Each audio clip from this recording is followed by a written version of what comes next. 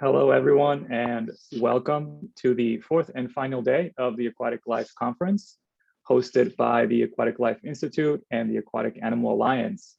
My name is Arturo Garcia, and I have the honor to moderate this great panel today on food system intersectionality, something that is very close to my heart and a great passion of mine. Some housekeeping reminders for the attendees.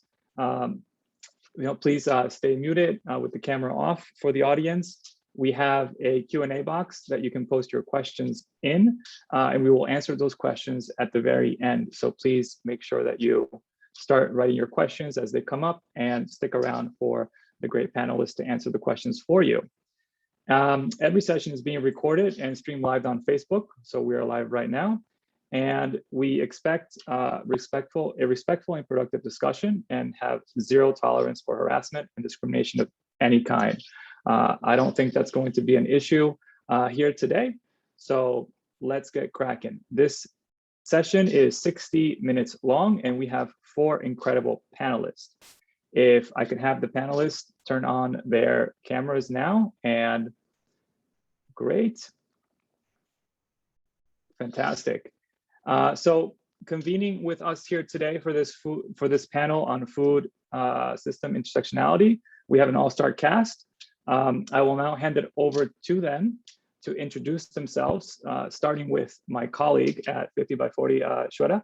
So please tell us your name, title, and 1 or 2 sentences about the organization you're representing here today. Thanks, Arturo. Hi, everyone. It is an honor to be here. Thank you to ALI for inviting me. My name is Shweta, and I'm the head of programs at 50 by 40. 50 by 40, as you may know already, is a collective impact organization that aims to cut both animal production as well as consumption by the year 50%, by 50% by the year 2040. This is a global number, which means there might be an increase in some areas where there might be a far more drastic decrease in some others.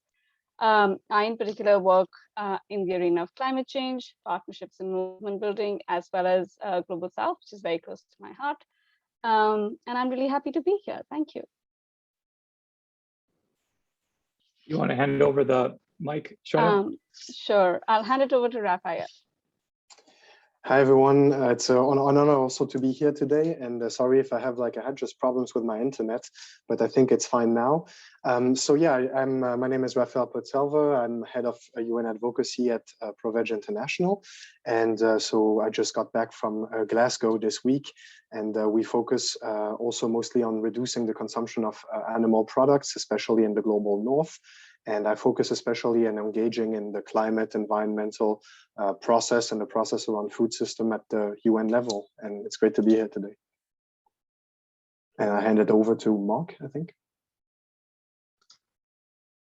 Thank you. Hello, good evening or good morning to everyone.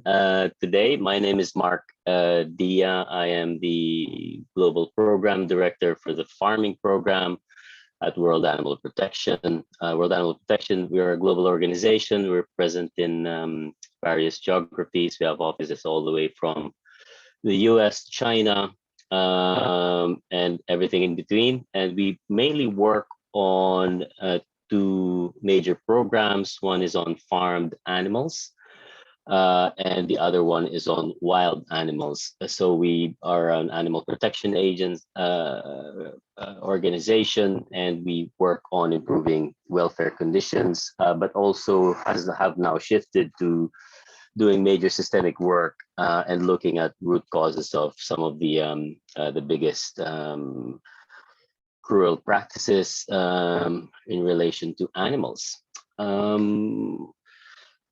Who shall I turn it over to now? Right back to me, Mark. Thank you so much. I really appreciate it. Thank you so much, Mark. And we do have one more panelist who is running a little bit late to joining us, Betelhem, who is a professional nutritionist, food scientist, and co-founder of Bene Foods. And if she does make it, we'll stop and have her introduce herself then. And let's continue with the session today. So it should come as no surprise to some of us here, right, that the food system is an intricate web, right, that's made up of production, processing, transport, and consumption, right? And issues concerning the food system include the governance and economics of food production, its sustainability, the degree to which we waste food, how food production affects the natural environment, and the impact of food on individual and population health. So food systems, food, very intersectional. So the first question that we have for you all today is, what are your thoughts on what are the main intersectional issues that we should be paying attention to in a food systems transition or in achieving the SDGs? Popcorn style, anyone is welcome to jump in. I can start, and I'm sure some of my colleagues on the panel will probably be looking at some of what I'll be saying, but there's actually a lot of issues that we should be looking at. And I'll just focus on two main things right now. And as COP26 has just finished, there are major commitments put forward in reducing global carbon emissions and getting us to a state wherein we're able to ideally keep well within 1.5 degrees centigrade of global temperature rise. But there are unintended consequences, and I think this is the first issue that we should be looking at. A lot of things are interconnected, as we all know, but one of the concerns we do have is a focus on reduction in red meat or beef and dairy, which in some instances might translate into a shift towards white meat or chicken and fish. We're already seeing an increase in production capacity in Asia on aquaculture, and there's already preparations for meeting some of this demand. With that, related to that issue is that if we are not able to address this shift, then all of the problems of intensification that we're already seeing in land animals will definitely translate into aquaculture and all the associated problems with that. Intensification, as we know, and efficiency is the mantra of agribusiness on providing food security and cheap meat. And World Animal Protection at this stage, aside from looking at the bigger issues, we're really focusing on two major issues in relation to intensification, factory farming, and industrial agriculture. And one is the issue of the global feed movement, which is directly related to habitat loss and also carbon emission. And as we know, a lot of that feed will be going into chicken farms and also into aquaculture. The other problem or associated problem with that is the global use of antibiotics in aquaculture and also in land animals, which has really created a massive problem on antimicrobial resistance or superbugs. So if we're not able to, in a way, put a stop towards that shift, then we're just all of the efforts that we have made on improving welfare and also on creating that awareness will be wiped out by further intensification and increase in aquaculture globally. Thanks. Thank you so much, Mark. Raphael, Shweta, any comments to add? Thanks, Mark. I think that's really true. I think the pharma industry and its links to food production are certainly like a deeper link to explore. And I think just to kind of take the issue a little, kind of pull back a little and look at things like in a slightly broader perspective. I think one very big linkage, which I think Raphael can also will kind of speak to, maybe is just climate change. I think the climate change in the food systems movement is so deeply interlinked. By the most conservative estimates, at least 14.5% of all greenhouse gas emissions, and by more realistic estimates, about 1/3 of all emissions come from food systems. However, we don't see that being an agenda at places like COP26, at least not in the official negotiations in a big enough way. And I think linked to the issue of climate is the issue of finance. So again, and again, these are older figures, but of like the 436 billion spent annually on climate change, less than 1 billion is spent on animal agriculture and kind of moving and transforming to better food systems. So climate change, and even though I think the world kind of sees it, we don't see environmental organizations or climate change organizations really kind of bringing in that focus into this transition. And I think the second point that I want to make, Arturo, would be towards like just transition, because when we talk about a just transition, we have to talk about jobs, right? And one of the biggest kind of criticisms that people usually have when we talk about a transition towards like plant-based diets is like, there are so many people who are employed in the over 1 billion people employed in farming, so many people involved in the meat industry, and like, what are we going to do with all of those jobs, and how will that transition look like? And I think those roadmaps really need to be built. But of the initial studies that we've seen, one just came out by ILO and the Interdevelopmental American Bank, and this was in Latin America, and they said that a transition towards plant-based diets would have like a 15 million net increase in jobs, which seems really promising from a job transition perspective. Those jobs would also be healthier, more equitable, racially more diverse, gender-wise more diverse. So I think those issues of kind of equity, gender, job transition, climate finance, I think those also kind of ring true. And then I think there are, of course, a host of issues in terms of health, hunger, food sovereignty, corporate engagement, and more. But I'm sure Sebastian will also like to come in, so I'm going to pass it over to him. Raphael. Yeah, I couldn't agree more with what was just said. And like just coming back from Glasgow and from 2 weeks of like, almost total focus on the climate process with like some some discussions on an environmental process and others, but I think this connection is crucial. And in the past years at COP, we had mainly like a connection made between climate and coal and energy, etc., which is completely fine and very important. However, we've seen at this COP like some first like little tools that we could like also like use to shift to the food systems toward less resource intensive diets, like the methane pledge or like deforestation agreements.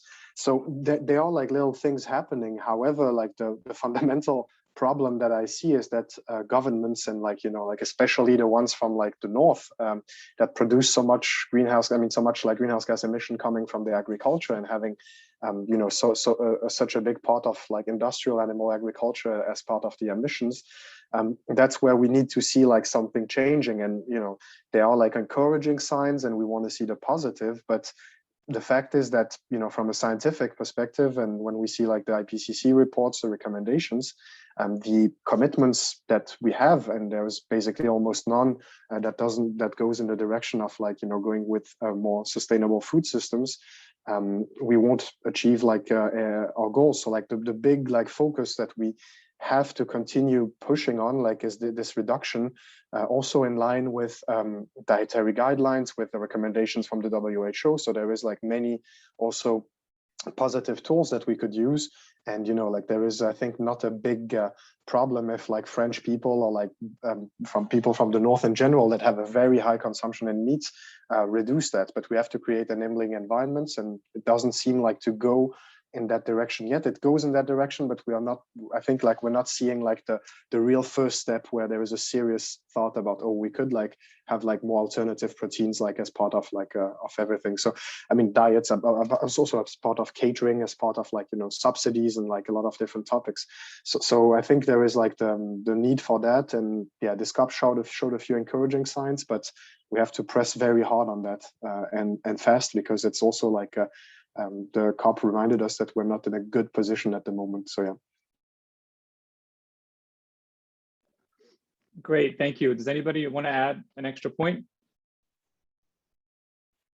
or rebuttal?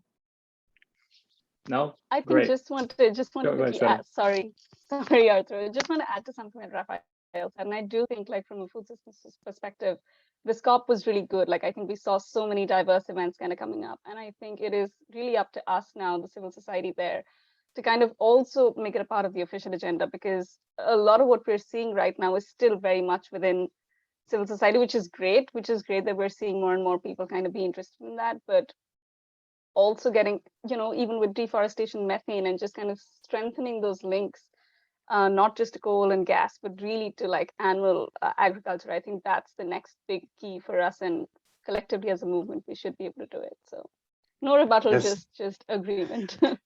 And we want a food day like in Egypt. That's also an important thing, because having like food system as part of like different topics, which is in a way could be fine, but we see like then that there is no real discussion on like the food system shift that is needed, the possible consequences from like a just transition perspective. But all these consequences at the moment, we didn't unlock like the policies from government to really like see, like the thing coming in the very near future. So that's what we need to work on, because we really need like governments now to, okay, like acknowledge what happened, like the different pledges, but also come up with commitments.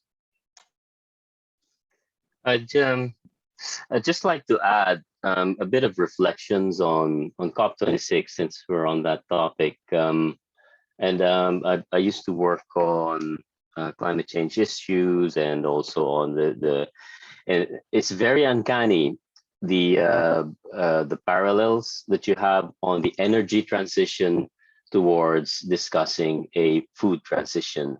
And it's more of, I think we need to be optimistic. I think there are definitely signs that change is happening, and change is inevitable. I think the important thing is for us to make sure that change happens as fast as possible within the time frame wherein things are not already too late. But one sobering thought that came out of COP26 in relation to what we're discussing today is that for a long time, for decades now, the main culprit in terms of emissions has always been coal, mining of coal, use of coal.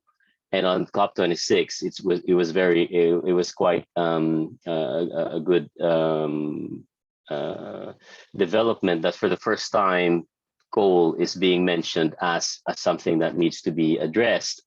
So I think when we look at our efforts at the food transformation or transition, we need to keep that in mind, that there is quite a lot of inertia and pushback that's already happening from industry and those that have a lot to lose from that sort of transition. And we need to really look at ways to be innovative in how we communicate, and also put the problems on the spotlight, because we will be facing major pushback on our initiatives for sure. So something to think about.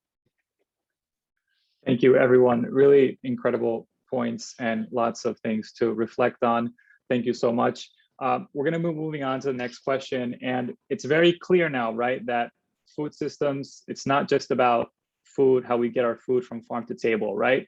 It's connected to farming systems, agricultural ecosystems, economic systems, and social systems, right? And even within those, right, you have subsets of like the water system, energy system, financing, marketing, policy, culinary, and so on. So food is extremely intersectional. Food is extremely powerful. I think food is power in many ways, right? So how can the movement, right, of food systems transformation be more inclusive to marginal voices, right, such as animal rights, rural peoples, indigenous communities, global South, women, etc.?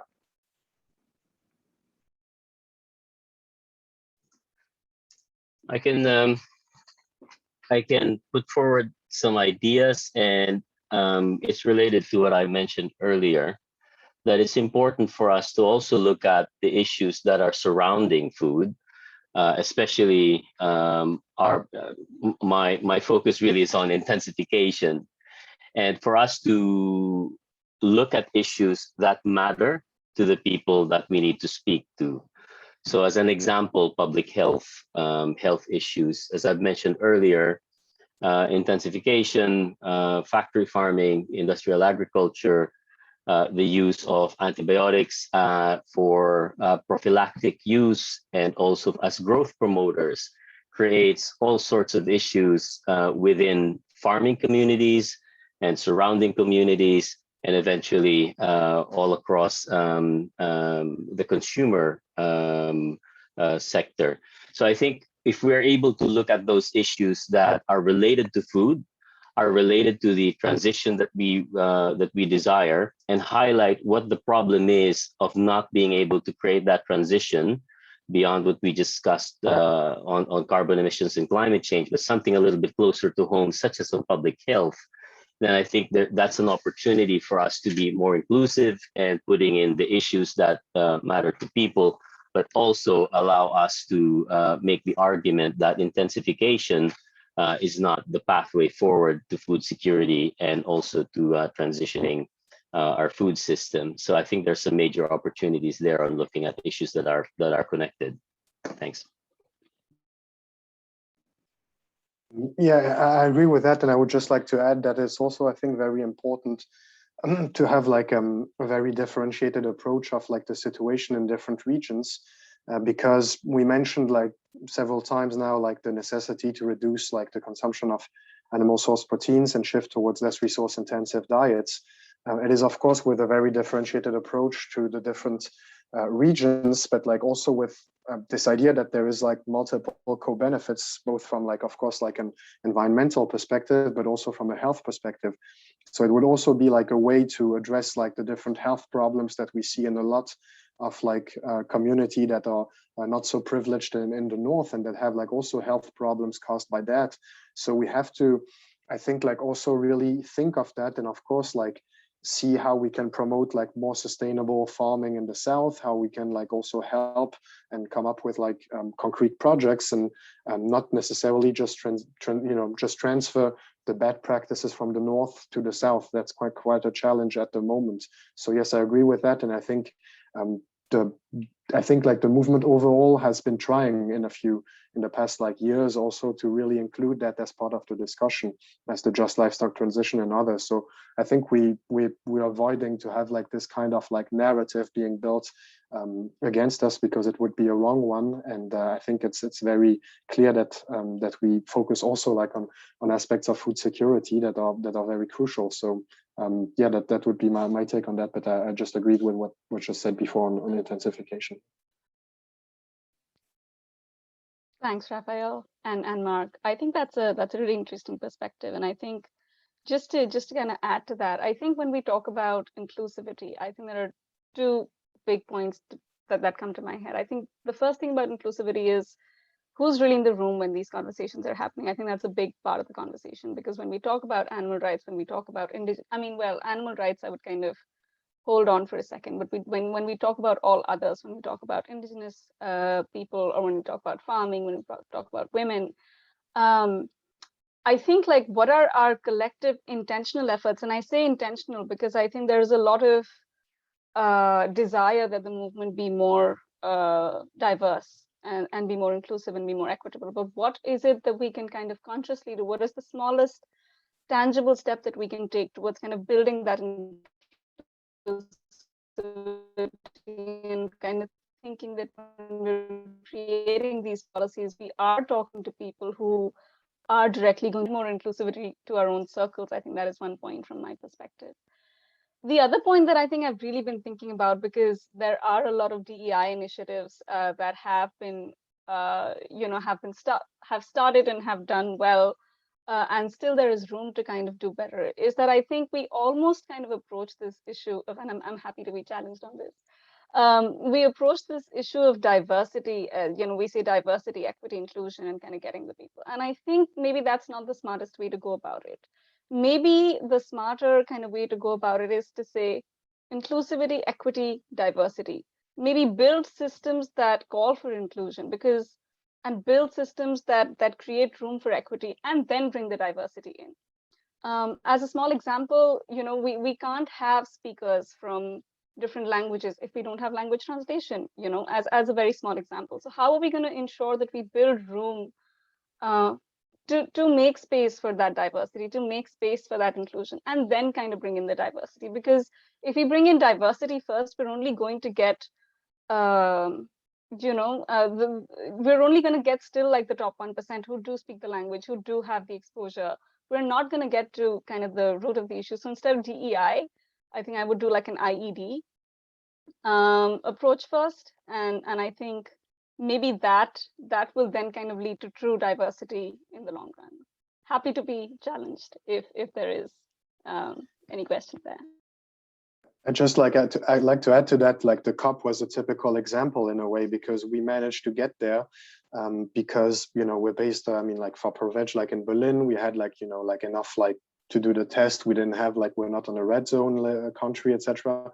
Red list. So it was kind of like, very, very obvious at COP that many stakeholders could not be part of the discussion. And it's a little bit like worrying. I know that the challenges with COVID, etc., but we cannot have like a discussion like that with such an over proportional representation of, in a way, us. And this is like something that was addressed at COP like a little bit, etc. But we're hoping that it's going to be easier, and that other processes like the UN Environment Assembly could be a little bit more inclusive in Nairobi. So we will see. But it's true that this COP was, I think, a good example of like the global North being overrepresented in discussions very clearly. The only thing I'll add to that, and I agree with all the points made so far, is and I don't know if it's included in what's been mentioned by Shweta and Raphael, is the issue of transparency.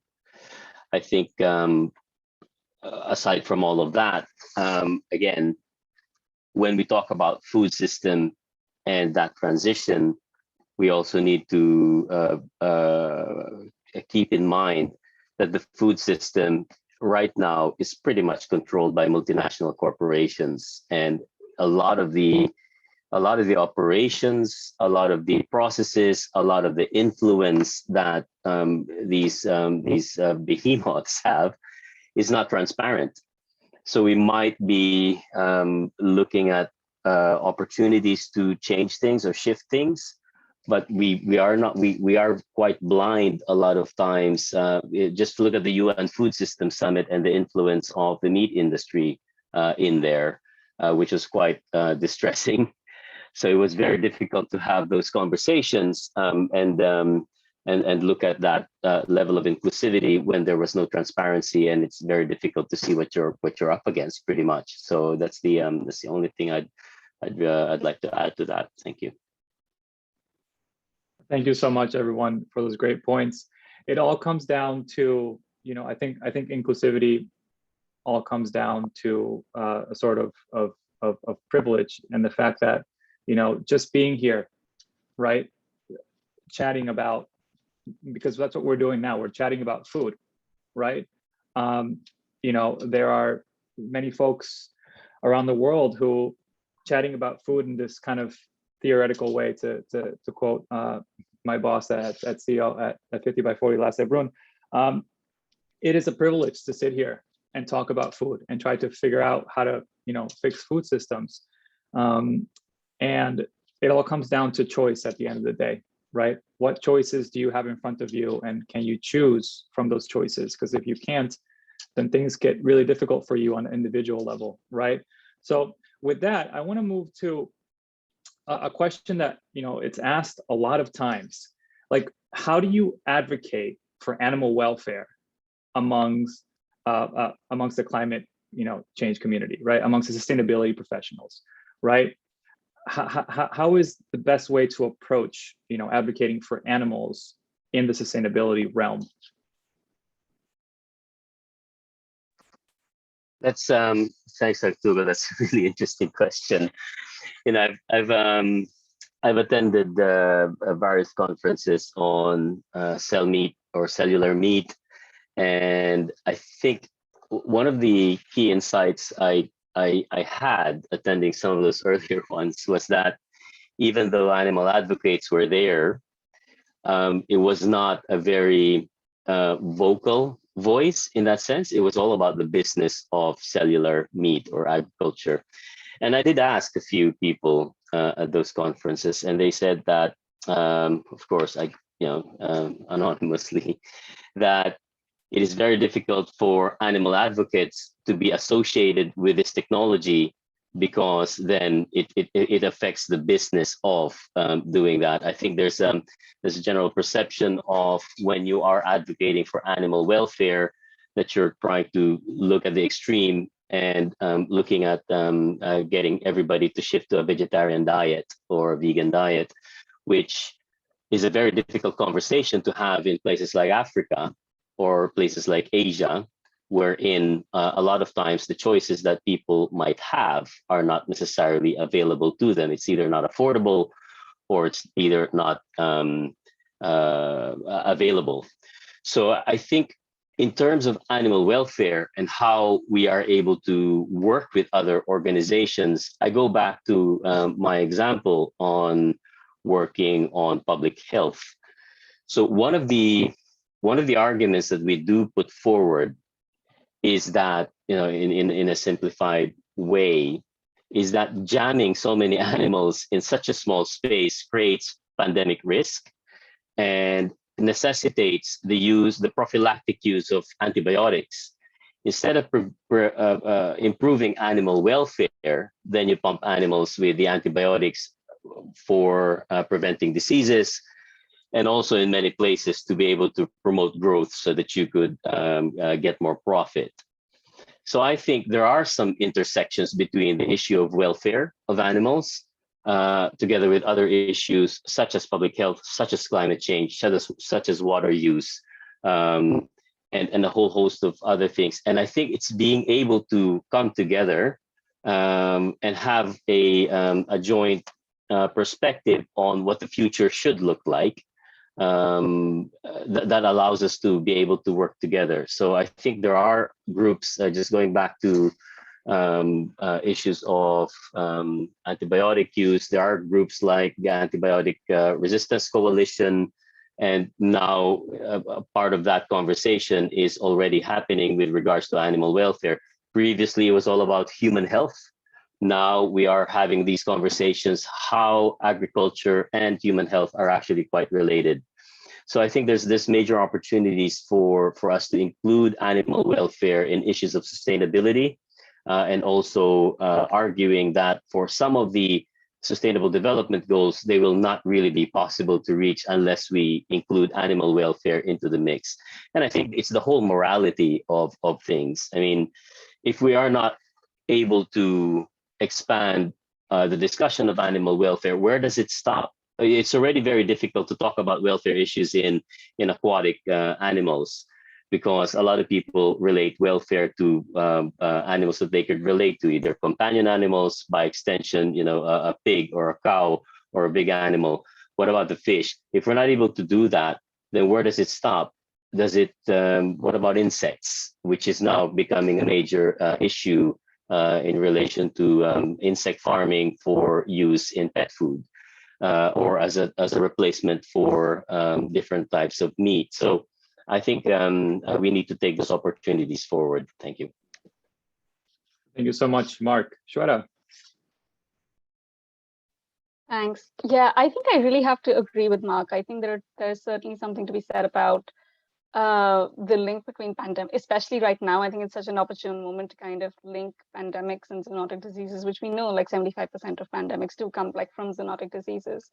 And I think, to me, really to think of sustainability and animal welfare as a win-win, because that is what it is, and I think kind of framing it as a win-win and not as an either or. And I think that is true for most kind of horizontal alignments, right? Like these are multi-sectional issues, and they kind of affect a broad range of things. And that is why it is important to approach them with this, with this intersectional lens. So I think viewing things and kind of framing things with a sense of win-win. So you're like, sustainable production is only possible through a lens of animal welfare in the long run. Otherwise, there is no industry. I think that's like an important lens to kind of have consideration of. And I think the other particular SDGs, which is I think SDG 14 and SDG 12. I don't know if my internet is unstable, it says that, but I hope you guys can hear me. You know, the responsible production and consumption, as well as life underwater, especially with regards to like fish. I think how can we, because a lot of finance honestly does go into kind of ensuring that we meet our SDGs by 2030, and linking animal welfare to those, I think is a practical, direct way of kind of doing these things. And I think the third thing that I'd like to say is just, there is a lot of power in conversation. You know, from like I come from a very strong animal rights, animal protection background, and just kind of having conversations with you know, faith groups, climate change groups, animal rights groups, indigenous peoples, farmers. I think it kind of opens your mind to different ideas, and you open like their minds to different ideas as well. So I think just kind of starting off with a conversation, and like those maybe then do germinate over the long term into something bigger. So I think those would be my three: focusing on certain SDGs, really kind of honing in on this as a win-win, and then just having more conversations. Yeah, thanks. And Raphael. Yeah, I can totally subscribe to that, but I'd like to add that there's also like, I think we should like explore more the potential of like typically UN environment, but like the discussion that are like around the environmental nexus have been like more influenced in the past by the both animal welfare and global south stakeholders. So like it's very interesting to see what's happening in Nairobi at COPs and around the UNFCCC process. I think we should be a little bit less afraid as a food awareness organization in the case of ProVeg, of like also making the linkages with animal welfare. We did that to some extent in Glasgow when we had also representatives from like animal welfare organization that work in the south and that spoke to a side event we had in French. So like also changing a little bit the audience, but also like, you know, having like stakeholders that sometimes are completely excluded from those discussions to show them also like, I mean, to discuss about the co-benefits of like animal welfare and agricultural practices. And this is something that some of us are already doing, or like allies and partners, and we need to include that because the co-benefits also from a climate perspective, as you mentioned with the different SDGs, there's not only a climate action, there is a lot of them. And I remember a good document also from UN Environment linking like the animal welfare with a kind of like specificity on the food system and animal welfare issues connected to the SDGs. And of course, there is many SDGs that we won't achieve with a pathway with that would be only through intensification and like more animal source proteins as an answer to food security. So like it's something that we really need to do more. And I think we also started like more working with different allies and partners that are not completely focused simply on the food system shift, but also on other aspects of sustainable food systems. Yeah, Go ahead, Mark.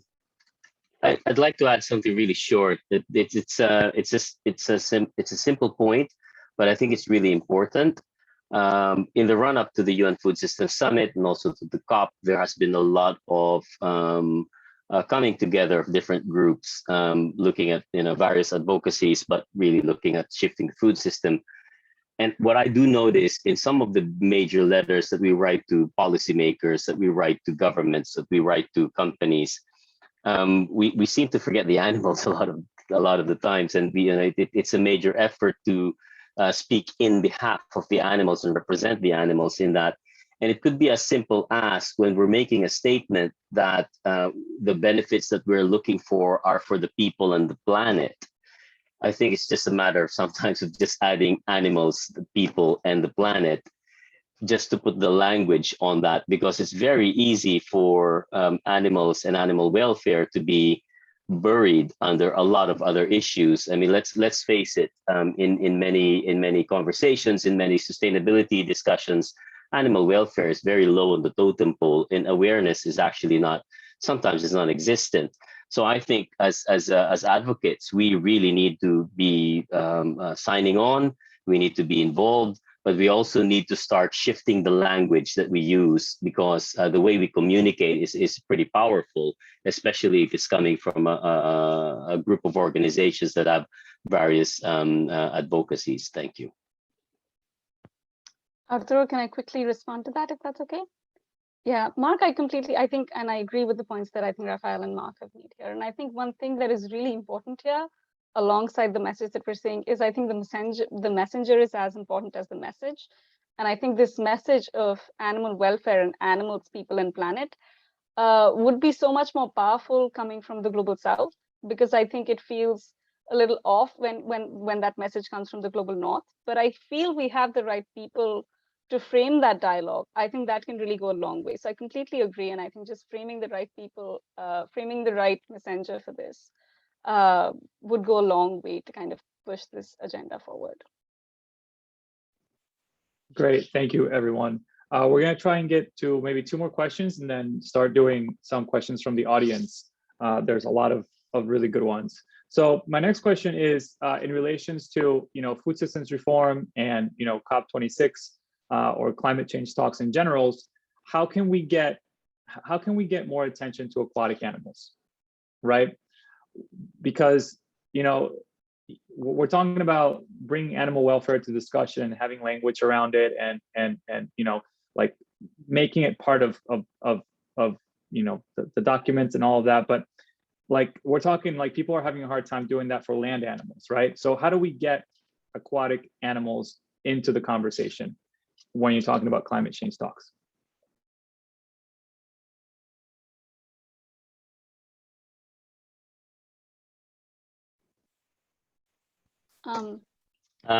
Go ahead, Shweta.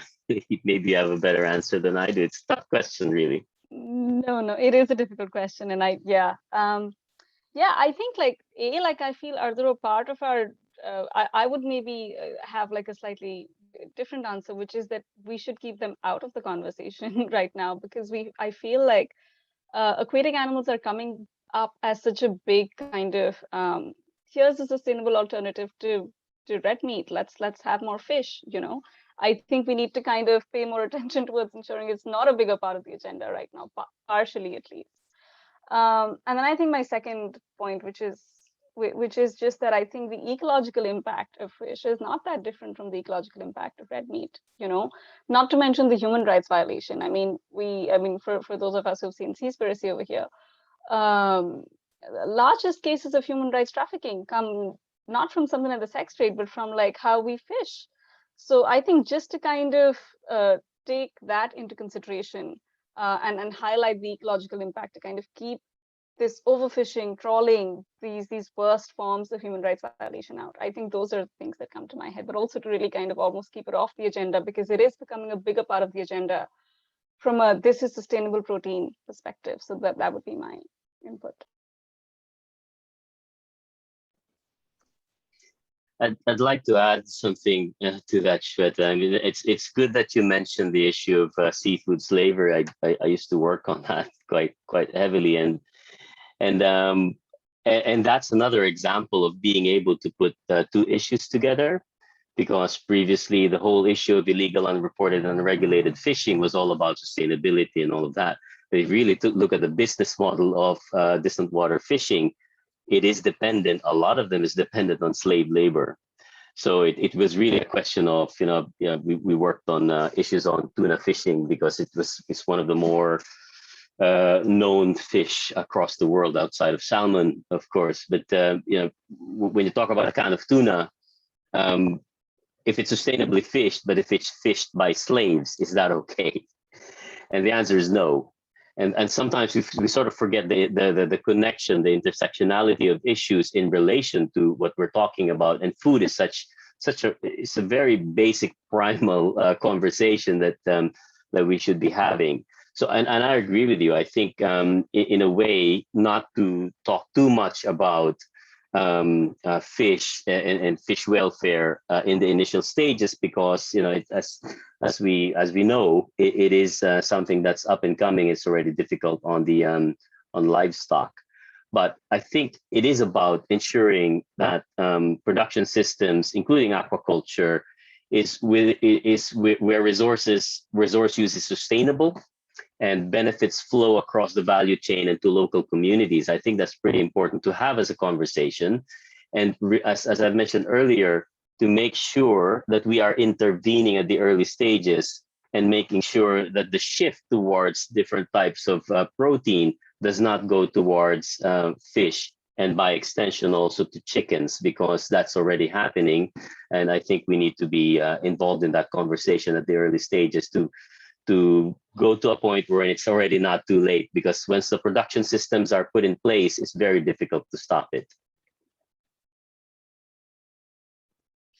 I couldn't agree with you both. Really incredible points. And we're very lucky that Betelhem was able to make it. So I don't know if you're able to turn your camera on, Betelhem. I know you have poor connection, but if you can have your audio on and introduce yourself, that would be fantastic. Okay. Hi, everyone. Can you hear me clearly? Yes, we can. Perfect. Sorry for being late. I just have a very poor network. I'm sure I'm going to be missing somehow in some time. So, what I wanted to give an input was about nutrition and nutrition-related aspect of the aquatic problems. And so, as a conference, we were trying to explain about different aspects of the sustainability, the consistency, and the intersectionality of this food system and related things. So I honestly wanted to start with a very simple definition of, for example, sustainability in nutrition aspect. Because if we can be able to identify the smallest definition of this thing and being able to implement all these things in a easy way, I think it will be for all of them. So when we can be able to assess sustainability as a nutrition, or as nutrition, we define nutritional sustainability,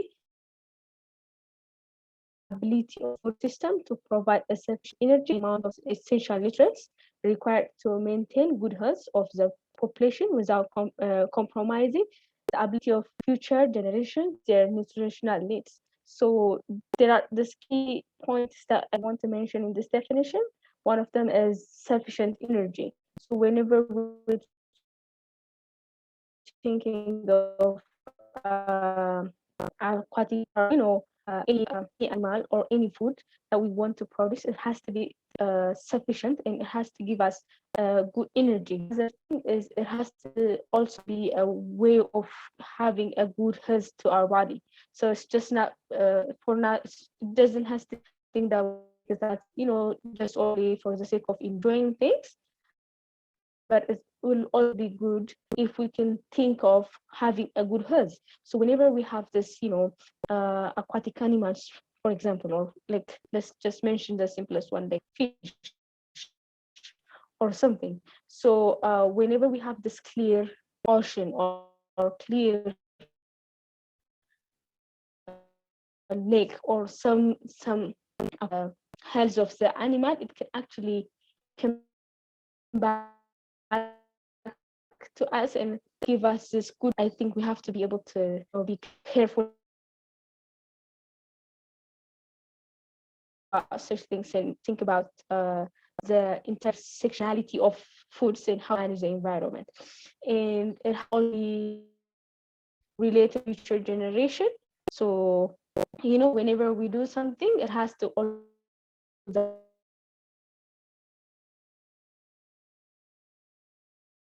the other generation, and it has to be safe as well. The world, and that they have to receive from us is one of the weaknesses that we have, I think. And the other thing is a conservation technique that we have in nutrition. So conservation as a nutrition, how we define conservation is as saving nutrients during the process of cooking. So when it comes to good health and when it comes to utilizing things, or we make things nutritious, we have to save the nutrients and we have to be able to use them efficiently. And that's something that I want you to understand as well. And the other thing is intersectionality, and this is one of the definitions that I truly want you to understand, and if it's possible to discuss about it as well. It says that it's an analytic framework which attempts to identify how systems of power impact those who are most marginalized in the society. So can you guys hear, can you hear me my voice, please? Yeah. Yes, we can. You're breaking up a little bit, but we can make you out. Perfect. Okay. So when it comes to intersectionality, we have to think about interlocking systems, you know, the aquatic system, the nutrition system, the land system, and everything. If we can be able to and make it a healthy way of living, I think it's more and it's that we think it is. And you know, in Ethiopia we actually have, you know, not only in Ethiopia, it's just that I'm from Ethiopia, but in all Africa and, you know, this non-developed countries, traditional way of living, traditional living made the community to be able to preserve some of, for example, we're not that much we don't that much use high-tech technologies, you know, which are well established in technology, but the fact that technology is making us to be creative on the natural things that we have. That's how I'm thinking. And not only in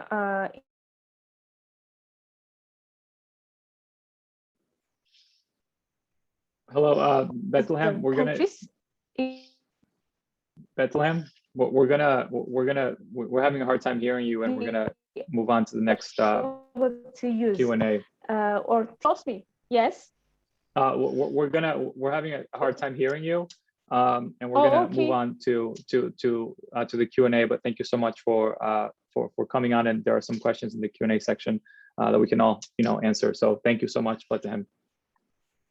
Okay. Thank you. So with that, we're going to move towards the Q&A section from the audience. There's a lot of really good questions here. So the first one is for all of you.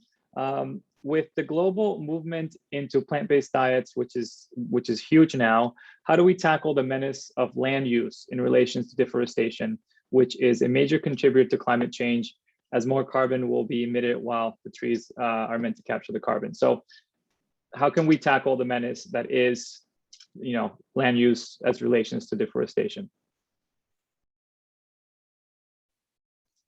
Yeah, I could start with that. I mean, a lot of the deforestation is happening for expansion, for monocropping, for feed, and a lot of that's going to factory farms. So I think we need to address the issue of factory farms, because that's where the feed goes to. And I think if we are able to highlight that connection, then it's easier for us to be able to look at alternatives or solutions to that. But definitely, I agree that a shift to a plant-based diet should not, a red line for that should not be creating the same problems as factory farming has. So there are opportunities to be able to shift a lot of that monocrops towards things that we could eat directly. And in fact, it will probably decrease the amount of land that's required because of the inefficiency of being able to transfer plants towards animals and for us to eat those animals. So I think there are opportunities to be able to look at it from that perspective. Thank you. Thank you so much, Mark. Shweta, would you like to answer? Yeah, I mean, I think essentially that I think we need to recognize that, like, about when speaking about the Amazon right now, like 70% of the Amazon grows soy, and 70%, and these are like rough estimates, but 70% of all the soy that we grow is just for animal feed. So if we were to not do that, not only would that mean that there is no deforestation, if we kind of stop consuming animals at the rate that we are, but it would also mean that ecosystems thrive, and the only real form of carbon sinks that we have are trees. There is nothing else that sequesters carbon. The only thing we have is like ecosystems and trees. And so I think the land use, the deforestation, and you know, animal production and consumption, they're very deeply interlinked. So I think you know, it'll have like a domino effect. Once you kind of have like a reduction in production and consumption, we will see the ecosystem benefits. coming around, and actually faster than we would see from something like coal or mining or gas, because, like I said, ecosystems would revive. So I think that's where the answers are. Thank you so much, Shweta. Betelhem, would you like to answer the question?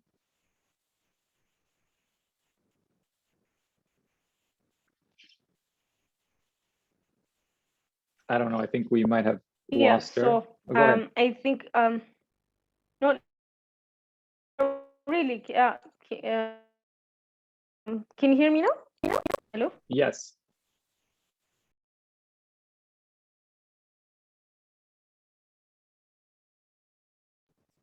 We cannot hear you now. Perfect. So I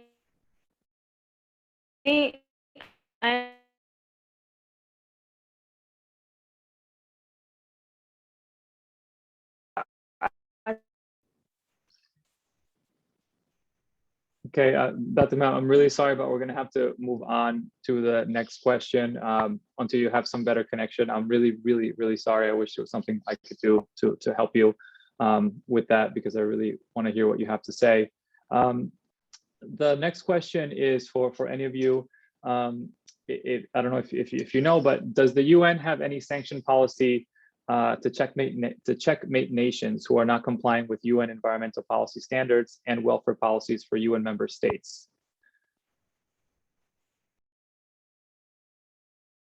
I can respond to welfare, and the answer is no. The main pathway for governments to comply with welfare standards or welfare recommendations will be through the OIE.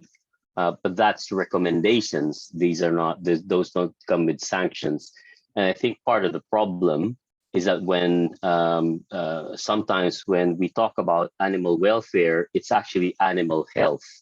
So it's not necessarily something that's fully acknowledged. So yeah, but my short answer is no on welfare.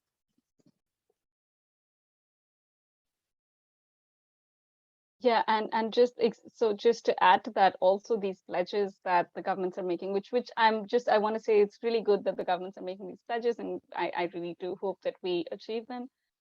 Countries are not legally bound, which is unfortunate, because we do have a lot of historic pledges which have not been met. So I think it kind of gives countries some leeway to kind of say things, move out after these 2 weeks, and then just come back. So yeah, back to Arturo. Yeah, just over to you. Thank you. Yeah, no, I think the main two drivers for this question are, one, accountability, and two, enforcement, right? What accountability power or enforcement power do these bodies really have, which is close to none, right? So thank you so much. The next question is for Mark. So Mark, how do we meet the growing demand for protein in Asia while keeping sustainable food system development practices? What does food security look like without intensification? Fantastic question. I come from Asia, and the traditional diet really here is not a lot of meat, and even in China, that's the case. I think the one of the issues is cultural. A lot of people want what the West has, so I think there's opportunities to be able to communicate that a healthy diet, and I think this is all about healthy, nutritious diet, is not about eating more meat. I think we need to be stronger in that communication, and that it is not progress if you're going to have to kill a lot of animals to feed yourself. So I think that's one way. It is a cultural pathway. It is a messaging pathway.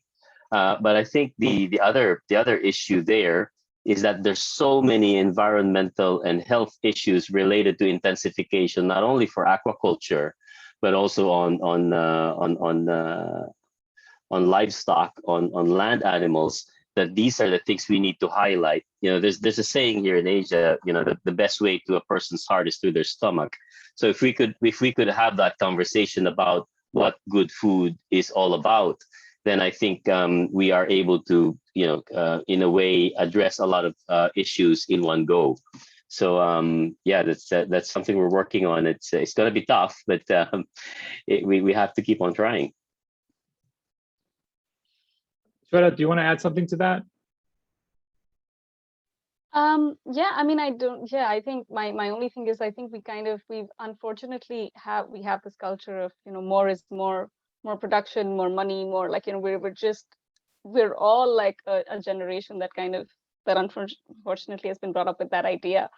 And I think we kind of need to dial back into the whole less is more ideology a little bit overall, like less options, less food, less driving, less flying, less everything, so I think it needs like a little bit of a pullback. Yeah, I think that's the only thing that I'd like to add for now. Yeah. Great, thank you. We are going to start to close the panel down. And with that, I want to echo Mark's comment on Asia. I lived in South Korea for 15 years, and even within those 15 years, just the number of McDonald's and KFCs and all those fast food restaurants, like in big cities like Seoul and Daegu and Busan, Gwangju, like they exponentially grew, like a Starbucks in every corner, a McDonald's in every corner, right? So very, very, very good points, Mark and Shweta. So with that, we are going to come to a close here today. And I want to thank the Aquatic Life Institute and the Aquatic Animal Alliance for hosting such an incredible conference. It's 4-day long. It's a lot of work. We all know what that takes. So thank you. I also want to thank the audience for tuning in. This would not happen without you all being here, listening. So thank you for the questions. Also, thank you to the esteemed panelists, Shweta, Raphael, Betelhem, and Mark, for sharing their time here with us today, their knowledge and expertise. And a reminder that the next panel is the future of fish at 12 p.m. EST. So in about 19 minutes, a great panel coming up there. Please follow the Aquatic Life Institute on social media and visit ali.fish for more information. And please, if you're interested in collaborating, tell conservation groups to join the CAC, and tell animal welfare groups to join the Aquatic Animal Alliance, and tell EU advocates to get in touch with our French office at the Aquatic Life Institute. Thank you both, Shweta and Mark, for your time today.